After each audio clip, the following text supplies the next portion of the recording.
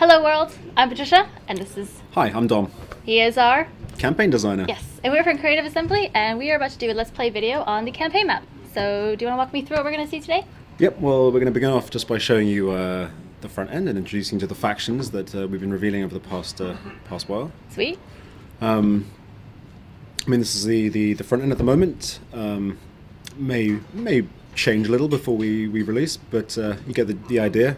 We have our factions, or our major faction groups up top here. In this case, we have Rome selected. You can see that we have the three families, the houses you can choose from. Cool. Now, each major faction, that is Carthage or Rome, or each faction group, Eastern Empires, Britannic tribes, Gallic tribes, successor kingdoms, and Germanic tribes, have a sort of a unifying faction trait. Now, in the case of the Romans, they get this little experience gain rate boost to their heavy infantry, and they get some food production bonus across their provinces. Everyone likes bread. Everyone likes bread, and circuses. Yeah. And then these remaining three traits are actually specific to whichever faction or family you pick. So in the case of these guys, the Cornelia, we have they're great administrators, obviously important statesmen within Roman politics, so you get a little tax bonus. They're very fond of Greek people, so you have this little Phil-Hellenic diplomatic bonus with all Greek factions. Sweet. But also they're a bit up themselves and don't care much for the little man, so they get some public order issues in their regions and provinces. Some riots going. Now Julia, which is Caesar's house, of course, again they'll have the Roman legions and the bread and circuses, but they also have a Romanization bonus, which means they can convert provinces to Latin culture a lot faster than the other two families can. Countered by their drawback, which is the fact that no one really likes them because they're so keen on crushing everyone's everyone's culture, that they get some penalties to public order there. But they're also destroyers of barbarians. Obviously, Caesar was the guy who conquered Gaul. We thought we'd give them a little bit of a boost when conquering barbarian tribes, so that's their thing. Cool, very cool. And then Junia, a family which was I believe one of the founders of the Republic, one of the people who ousted the king and started the Republic back in the day, was from this family. And so they have this founding fathers trait, which gives them a little bit of a public order bonus when they are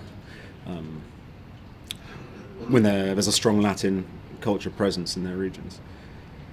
Not very good on the political scene, so they have a bit of a penalty. It makes it a bit harder to play as them if you're looking to make friends in other factions. But like I say, you have this little bonus to your own territory, so you're all right. Not very good at making friends then.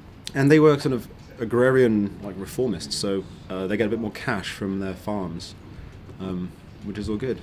And yeah, I mean, you can see something similar with Carthage. We have the Hananids, the Magonids, the Barkids, and they all have similar things. So they'll have two traits that are common to them, and then the rest will sort of change. And now we have different victories as well, right? We do indeed.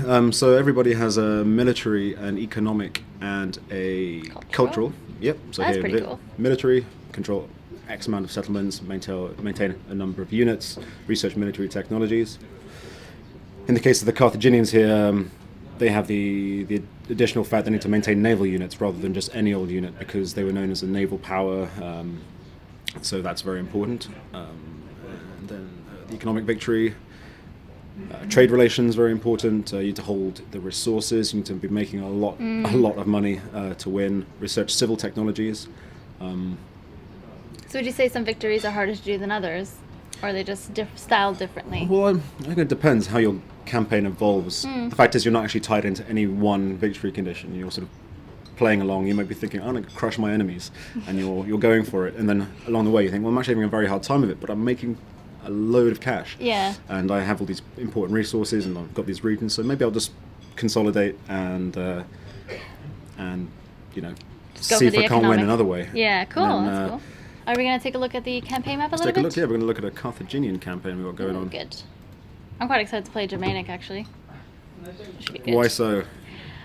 I don't know. I'm not sure. They actually have the coolest agent, belongs to the Germanic. Their version of the dignitary is this staff bearer, kind of bit of a witch, really. And she has this cool. awesome cloak with like skulls and Yeah. feathers, and she's awesome. See, I really like their type of style. I don't know, it sounds a bit silly to pick a faction just from the style that they had, but I Well, no, like them. when this dignitary agent went in, I basically looked at him like, I would play this just so I could walk around with her, and here we are. We are get this control. We are looking at we're in Mauritania here. So we sort of started all the way down here. This is Carthage, our capital. Cool. We also had a huge. colony here in Lilybaeum and Caralis, as well as a small colony all the way over in Kart Hadasht, which actually means Carthage as well, but we felt it might be confusing to have several cities with the same name. Yeah. Now you'll Love it. notice, or people out there, keen-eyed people will notice that, actually no, you won't notice, because obviously we've been playing for a while here. But yeah, in the start pause, originally we gave this territory to Carthage. Oh, right. But we kind of adjusted it now, so rather than giving them the entire north of Africa, they're an interesting faction to start with because they're spread out. So here they have Carthage, they're here, and all the way over in Spain. It's a lot to manage in very different areas. You've got to really make sure you don't get overwhelmed by people. Run me through some of sort of the inner workings of a city, and maybe we can take a look at some of the politics, some of sort of the, behind the scenes things that may happen after a battle or before a battle. Well, what you're going to see here is we have an entire province, the province of Magna Graecia, which we've conquered both from the Romans and from the poor fellows of Syracuse. And by selecting one of the settlements here, you'll see we bring up the entire province panel. If we didn't own all the settlements, these would be sort of blocked out, and we need to get visual confirmation to be able to get sort of spy information on these places, see what's cool. inside them. But as you can see, we've got a lot going on here, and we're currently running an edict. This is the Stimulate Trade Edict, which gives a considerable boost to all your income from markets and trade ports. Obviously, it's you can't run these edicts unless you own the entire province. So if I say go back to Carthage, I just have the one settlement. I can max this out as much as I want, but unless I secure control of the other regions here, I'm not going to be able to just boost it with that extra bit of that extra sweetener that is the edict. So here, obviously, we want to make money. We've been trying to rake it in, prosecuting many wars. Yeah, you need money. You can't kill people without money. Always need that money. But what else we can do here? We can rally the mercenaries. Now, the Carthaginians were very much known for their use of mercenaries. Their civilian fighting force was not very good. Lots of their own citizens were fighting in the navy, but so if you want to add to your mercenary units, you can, when you have an entire province, go to rally mercenaries. Ah, look at the little green. Everyone's Yeah. celebrating. Well, in this case, they're celebrating.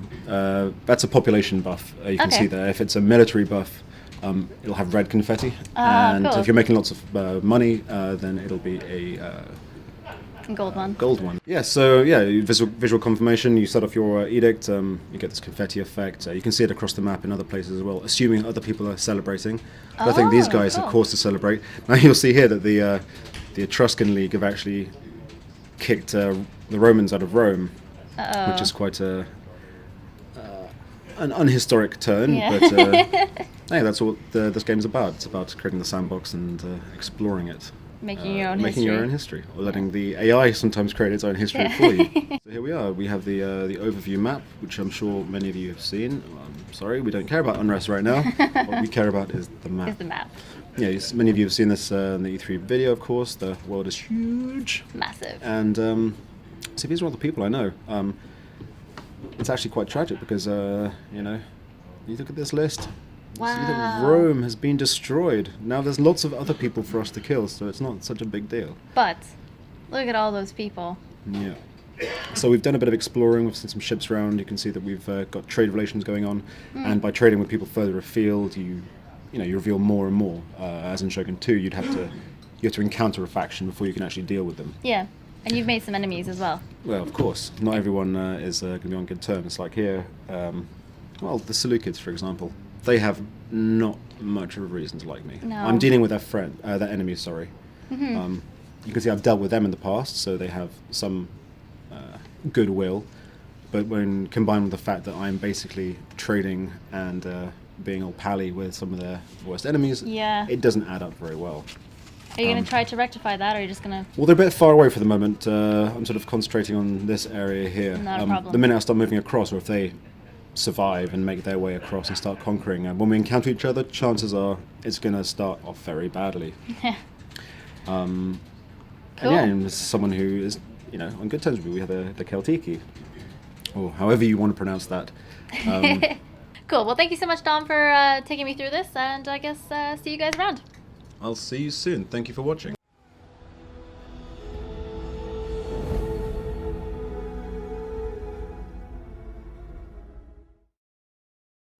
Rome 2 is epic in scale.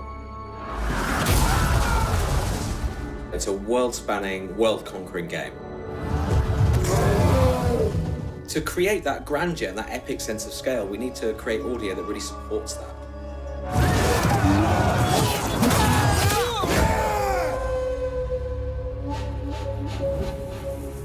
So the prologue in Rome 2 is a kind of contained, narrative-driven mini-campaign that leads the player into the full campaign game. Soldiers of Rome, we have travelled far together, down a path not of our choosing. So we have Mark Strong playing the part of Silanus, who's the kind of protagonist in the prologue. Mark Strong is a great actor. He's worked in numerous films, Kick-Ass, Sherlock Holmes. Mark is perfect for the role. He's got power and gravitas. You can just feel the strength in his voice when he delivers a line. Fate and the cruelty of man compelled each of us to draw our weapons, stand back to back, and defend our lands against the common foe. He kind of starts off as a mid-rank Roman commander, and then as the prologue progresses, he sort of rises up in rank to eventually become a proconsul.